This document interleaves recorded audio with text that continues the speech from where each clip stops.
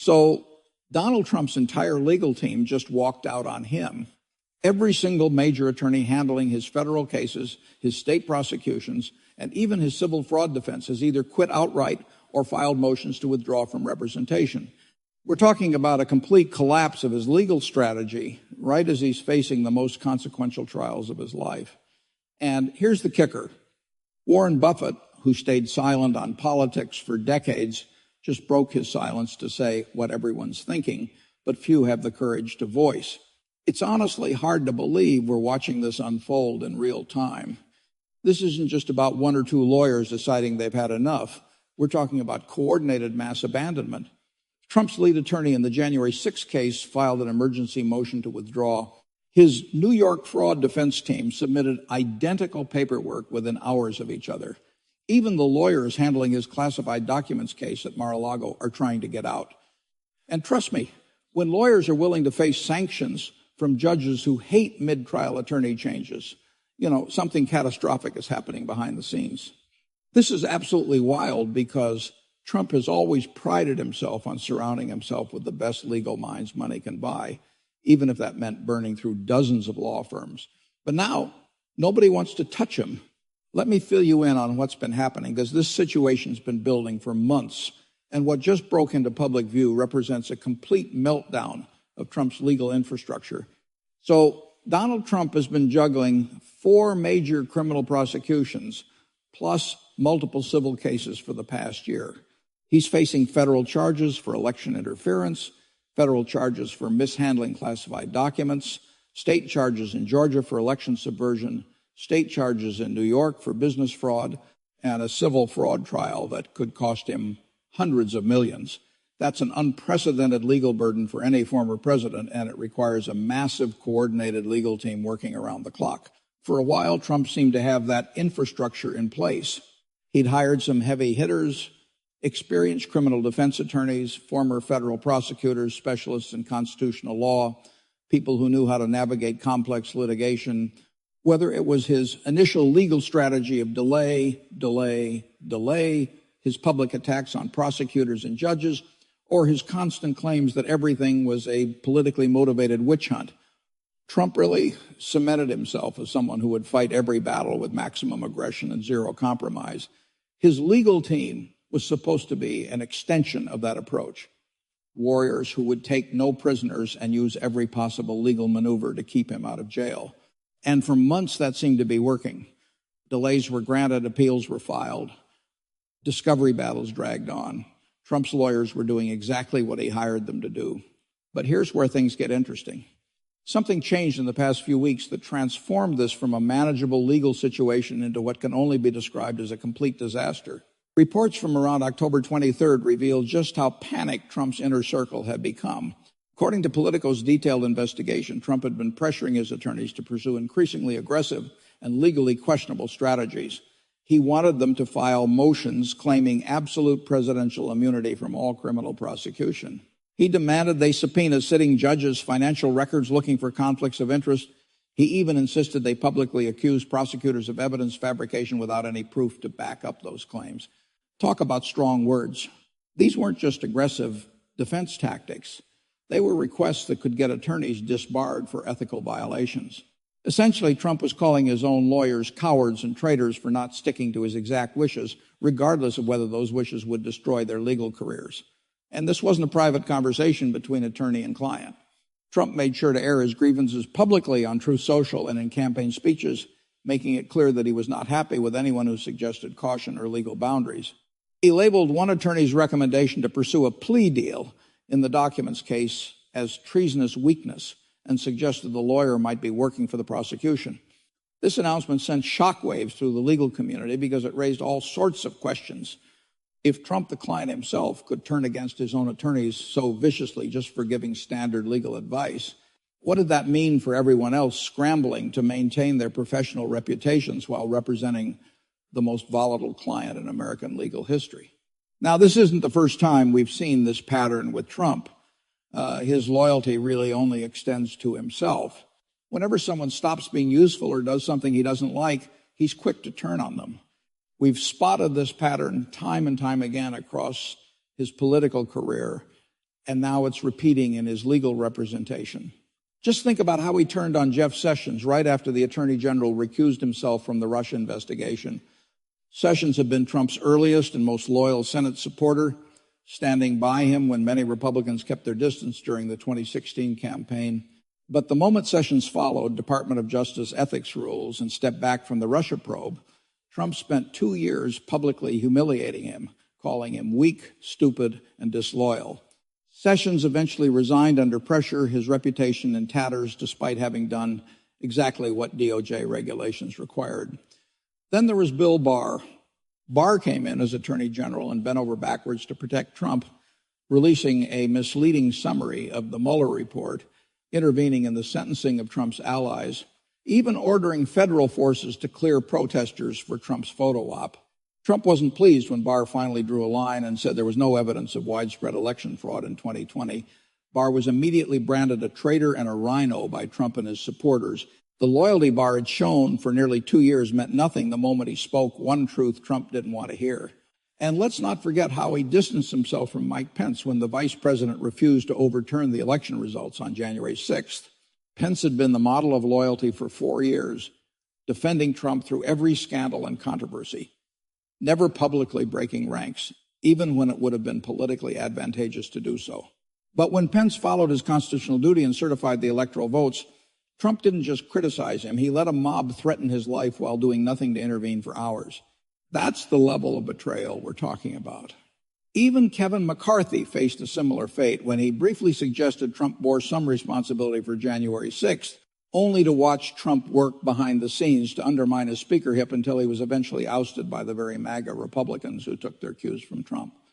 McCarthy had gone to Mar-a-Lago, had orchestrated Trump's political rehabilitation within the Republican Party, and had delivered legislative victories. None of it mattered. Now it looks like Trump's legal team is in the hot seat.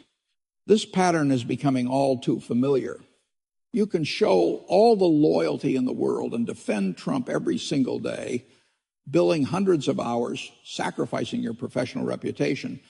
But the moment you step out of line or cease to be useful, the moment you give advice he doesn't want to hear, he'll toss you aside without a second thought, often in the most public and humiliating way possible. So what did Trump's legal team do to tick him off this badly?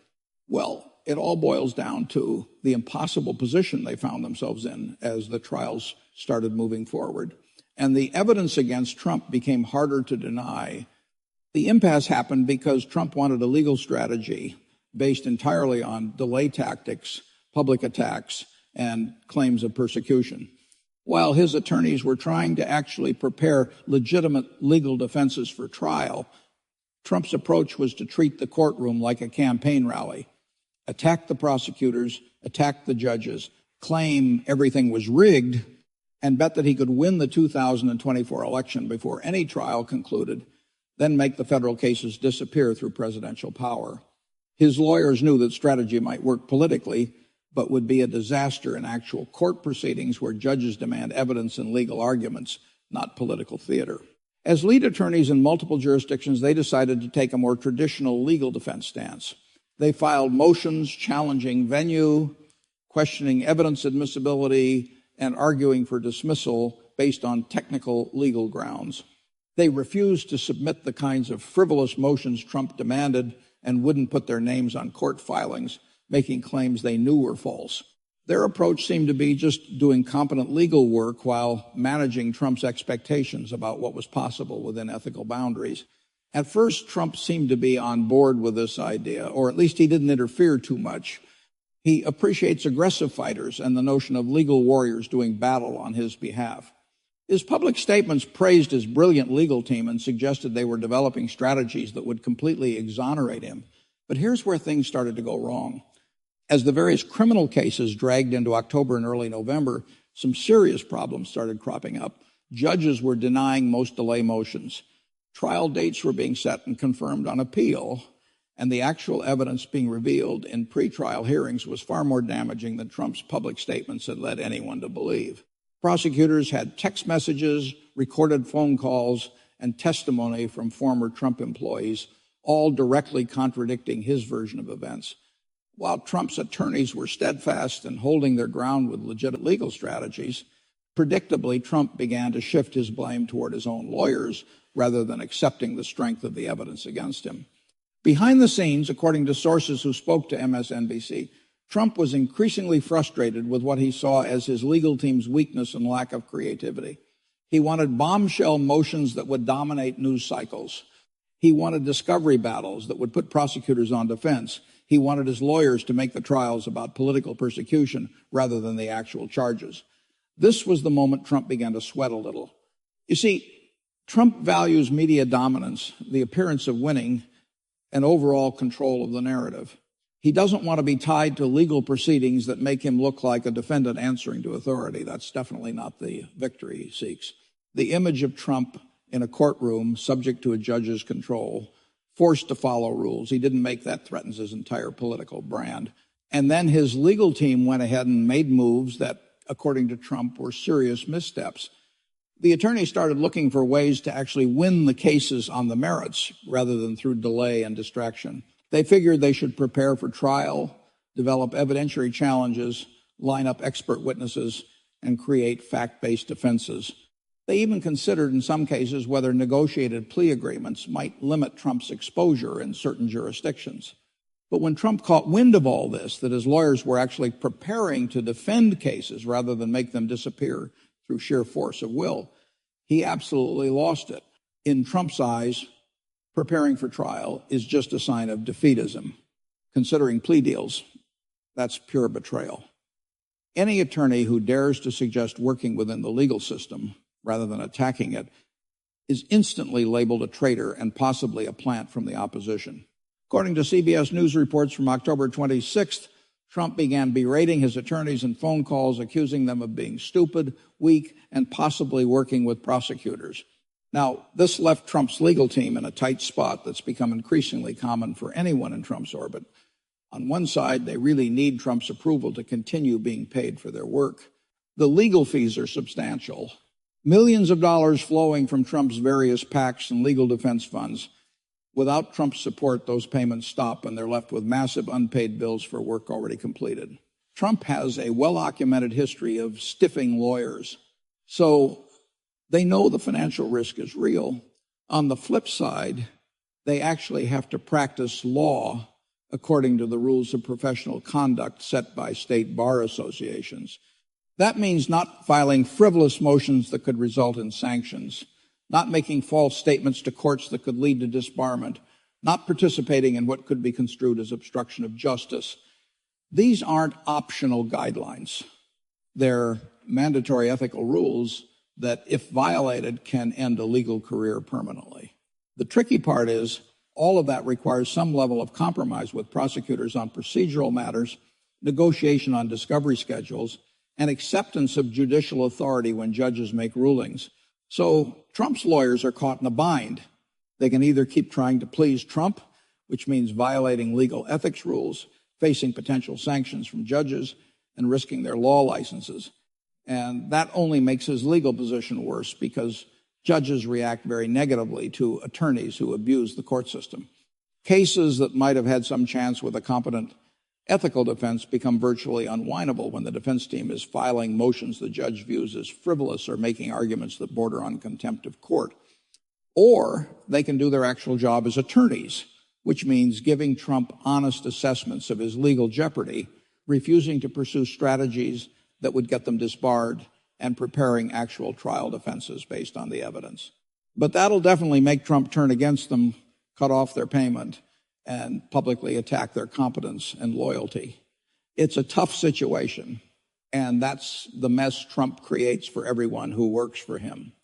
He demands complete loyalty and wants them to break rules without acknowledging the consequences, but then he points fingers when things go south.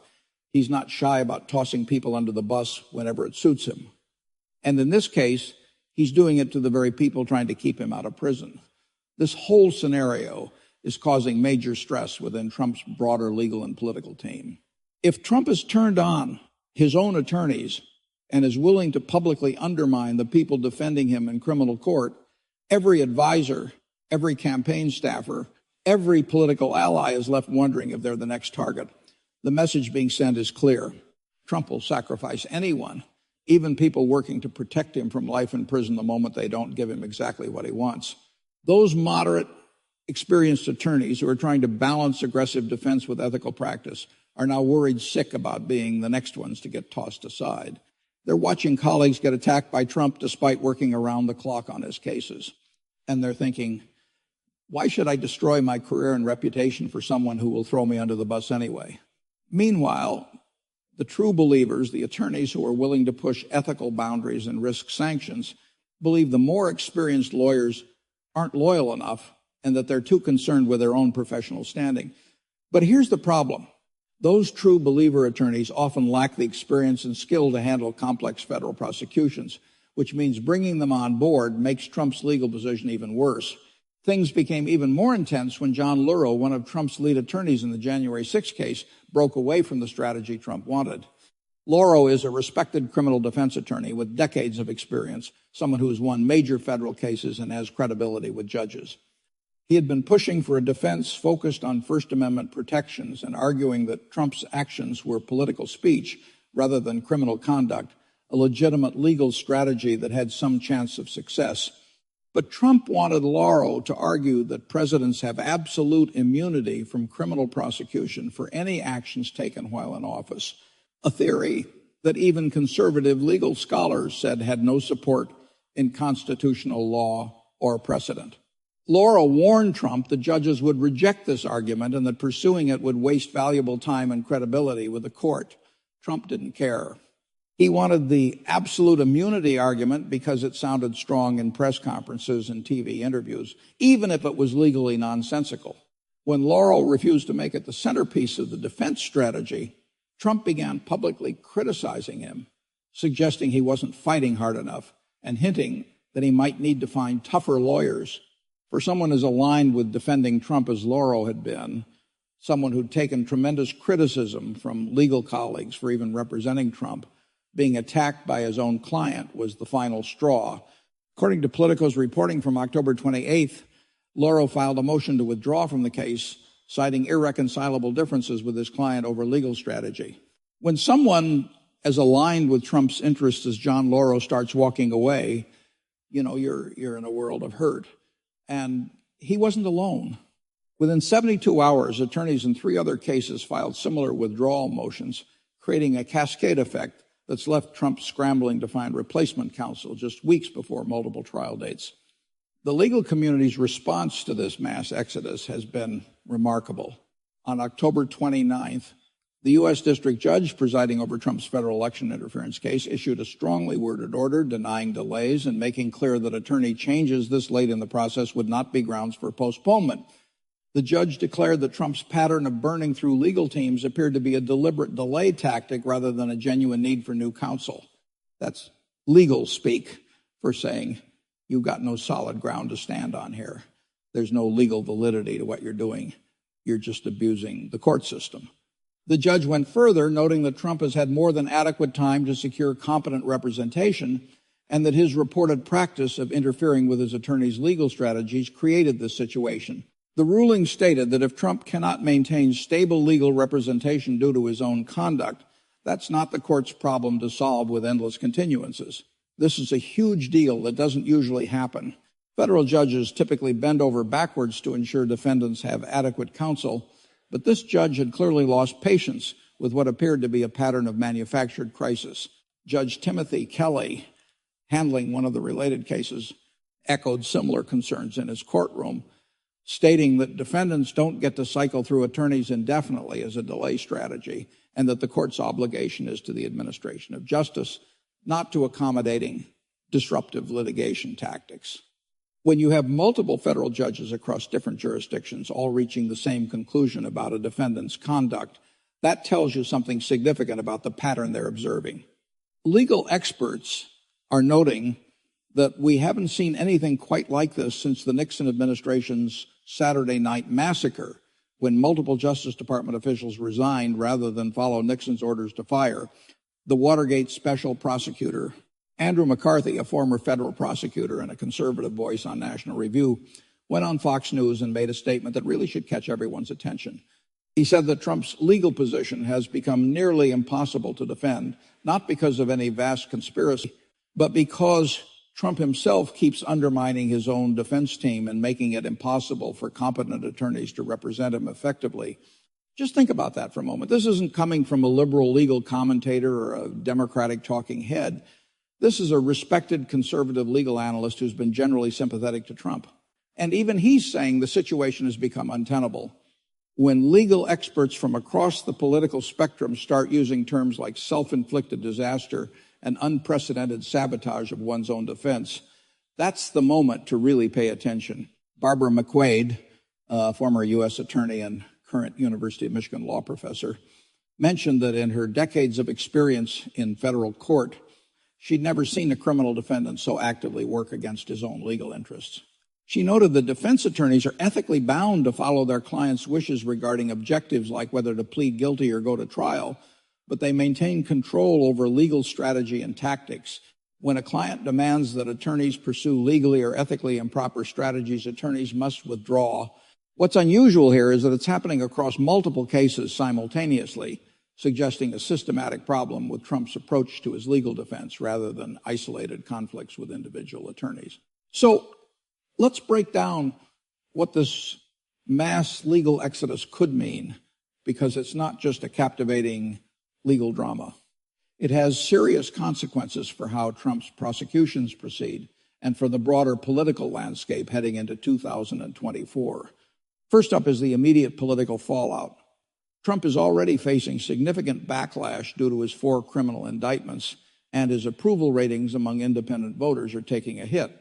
Republican representatives are getting anxious about the upcoming 2024 elections, which is definitely adding to the tension.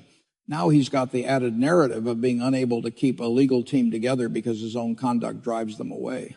And honestly, that's not the best look for him.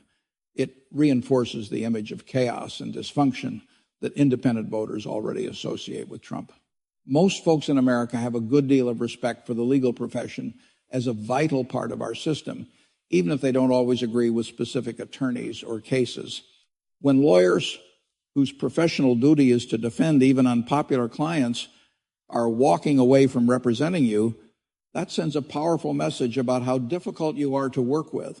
According to a YouGov poll from early November, 61% of Americans said that seeing Trump's lawyers quit made them view his legal situation as more serious, including 34% of Republicans surveyed. Democrats are almost certain to seize on this moment with precision. The argument writes itself. If Donald Trump cannot maintain a stable legal team because he rejects basic legal advice, how can he be trusted to respect the rule of law as president? Campaign strategists will frame attorney withdrawal motions, especially those citing irreconcilable differences, as powerful evidence that Trump views himself as above institutional constraints. Expect courtroom excerpts to appear in ads, debate sound bites, and battleground state messaging, reinforcing a broader narrative about temperament and accountability. But beyond political optics lies a more immediate legal reality. Federal judges have already signaled limited tolerance for strategic delays tied to attorney turnover. Courts prioritize orderly proceedings, and last-minute substitutions do not automatically justify continuances. That means Trump could face trial with newly assembled counsel forced to absorb vast discovery records, complex evidentiary disputes, and detailed witness preparation on compressed timelines. In high-stakes criminal litigation, inadequate preparation is one of the clearest paths to unfavorable outcomes. Even elite attorneys require time to master thousands of documents, deposition transcripts, expert analyses, and procedural rulings. If replacement teams step in under pressure, the margin for error narrows dramatically. Missteps in cross-examination, missed objections, or underdeveloped legal theories can compound quickly before a jury. A conviction in any major case would trigger appeals, potentially stretching years into the future. But politically, the immediate impact would be profound. Swing voters historically respond more to perceptions of instability than to partisan loyalty.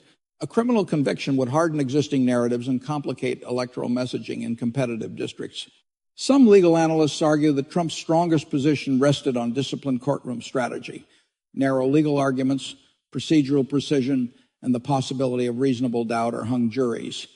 That path depends on cohesion between client and counsel. Prolonged internal conflict undermines that cohesion. More broadly, this episode raises structural questions about the resilience of the constitutional system itself. The American legal framework assumes defendants seek competent representation and that attorneys and clients operate within professional boundaries. It assumes respect for judicial authority, adherence to court rules, and strategic decisions grounded in legal realities rather than political theater. When those assumptions erode, when litigation becomes an extension of campaign messaging, courts are forced to balance fairness to the defendant with protection of institutional integrity. If attorney turnover and courtroom confrontation become normalized as delay tools, future high-profile defendants may adopt similar tactics. That possibility carries long-term consequences. The stability of democratic institutions relies not only on written law, but on norms, shared expectations about conduct, restraint, and accountability. When influential figures openly challenge those norms without meaningful consequence, the threshold for acceptable behavior shifts. Into this already volatile environment stepped Warren Buffett, a figure known for decades of political restraint. In an interview on CNBC, Buffett reportedly framed the issue not as partisan but managerial. No board of directors would tolerate a CEO who rejects sound legal counsel and destabilizes governance structures. Coming from an investor whose reputation is built on discipline, judgment, and institutional trust, the comment carries weight beyond typical campaign rhetoric. Looking toward 2024, the implications extend beyond a single candidacy. Elections often turn less on ideology than on perceptions of stability and competence. If the prevailing storyline becomes one of escalating legal conflict, internal turmoil, and institutional confrontation, that dynamic could influence down-ballot races as well. Historically, voters reward predictability and steady governance more often than prolonged disruption. The coming months will test not only one candidate's legal strategy, but the broader capacity of the legal system and the electorate to separate political spectacle from constitutional process.